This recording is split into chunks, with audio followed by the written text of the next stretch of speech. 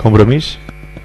Bé, Compromís votarà a favor, primer perquè a Quim Sant, després d'un segle, se vol recuperar la cadena perpètua encoberta.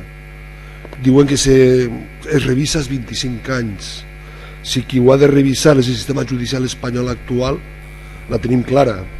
Més veient la involució en els drets i les llibertats que estan d'alguna forma evidenciant-se en tots els fets que estan ocorrent darrerament.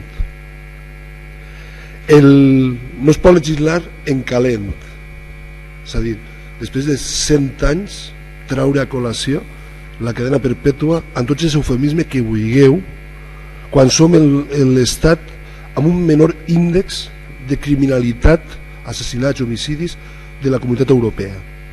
És a dir, estem dins d'una involució que, per exemple, ja començava fa alguns anys en els quals es sol·licitava la màxima condena, l'acompliment de la màxima pena als violadors, i era curiós perquè ningú reparava en els fets concrets, com per exemple ara el cas que un violador viola i si s'haguera aplicat la condena íntegra li té igual violar i matar que violar tots sols. Vull dir, se desincentiva la possibilitat de reinserció.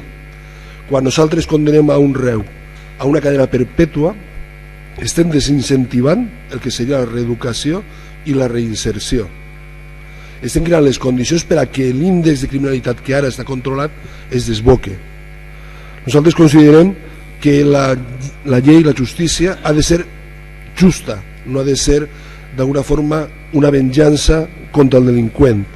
Considerem que traure a col·lació després d'un segle el tema de la prisió, la presó permanent revisable, és simplement un oportunisme polític totalment irresponsable. Estem eixint del que seria un índex de criminalitat molt inferior a la resta de territoris, i no hem d'oblidar el nostre marc cultural. El dret romà d'alguna forma sí que creu en la possibilitat de reinserir als delinqüents.